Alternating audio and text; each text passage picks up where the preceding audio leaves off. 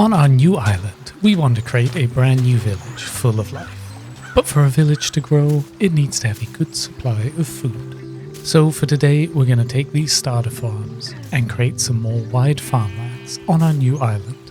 Plus, we might even have some time to get some farmer villages sorted out.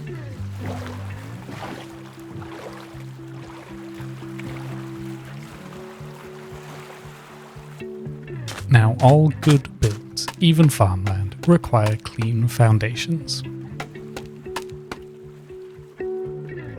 So, to start with, we need to sort out this end of the island. We had been using it to farm some trees earlier, so all of this needs to go.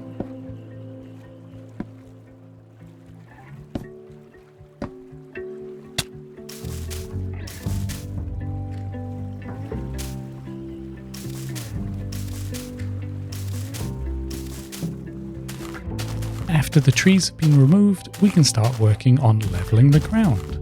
There are some holes here and there from creeper explosions and other things.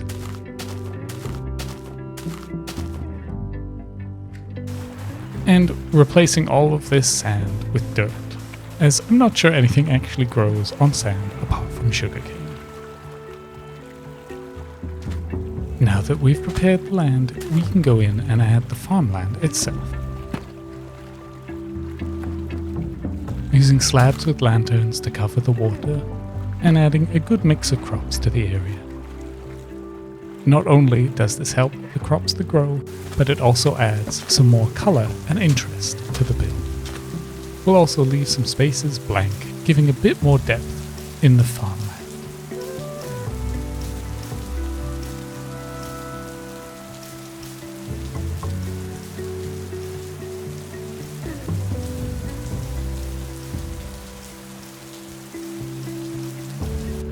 Once the basic farmland is in place, I want to add in some more details to this area. For me, a nice detailing to add is some walls, fences and leaves all around the farmland. It gives a bit more definition to the fields and makes the whole area feel more deliberate and planned out. Think of it like hedgerows between fields in the countryside, blocking the view here and there and separating different fields.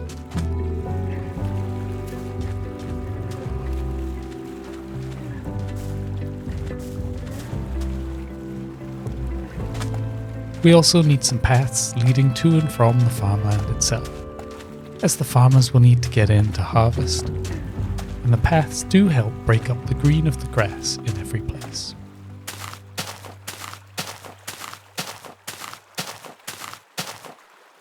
For the path blocks, I've gone for packed mud and coarse dirt as a combination here.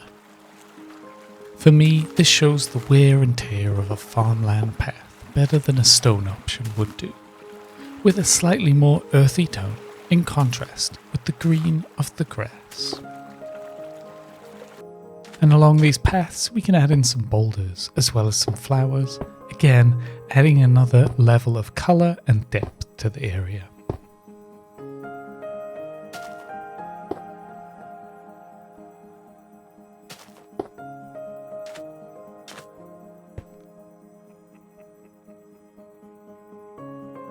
The final step of the detailing is going back in and adding some trees throughout the area. Not too many, but adding a few in strategic places around the fields, adding in some shades for farmers who have been maybe out working hard in the sun. As well as making sure that the view is not just a wall of blue from the ocean. We continue the style of tree we had in the other island over to this new island, making both birch and oak trees.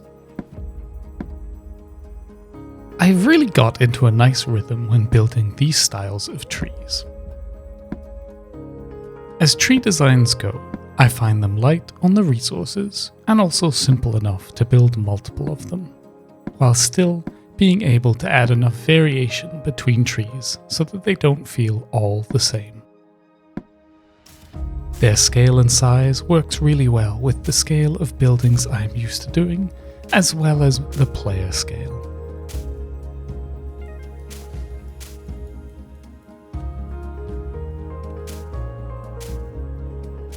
Now, even though we're going for a more built-up area on this island, I still love the overgrown feel. And making sure we have enough trees around the village area will help to keep that overgrown feeling going throughout this village.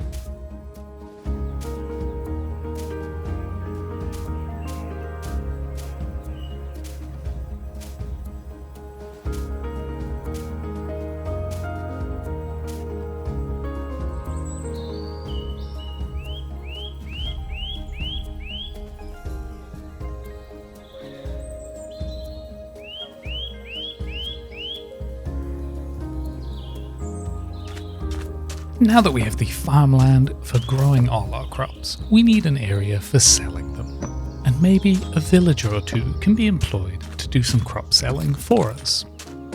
I think for this, a nice small market stall would be a perfect fit right next to this path. Making the base out of some andesite and dark oak.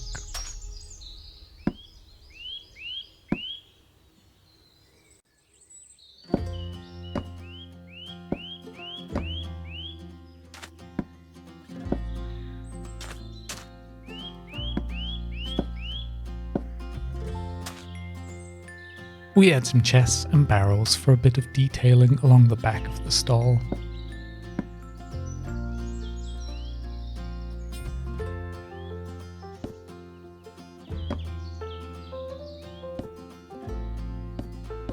And start working on a roof for this stall, the frame of which will be made with birch fences and the roof will be made of wool. Especially in Scotland, but also in other places around Britain, market stalls will have brightly coloured roofs over it, normally white with one other colour striped throughout. So I will do my best to recreate the style here, using the coloured wool to try and get the same effect.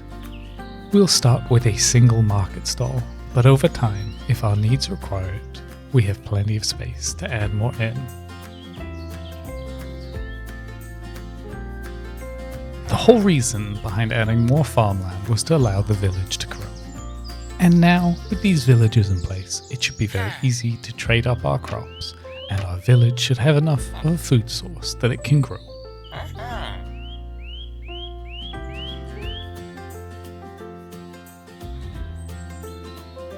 I think this area has come together really nicely, and I'm excited to see how the village progresses over time, adding in more shops and builds as we progress through this phase. Thank you so much for joining me, and until next time, bye bye.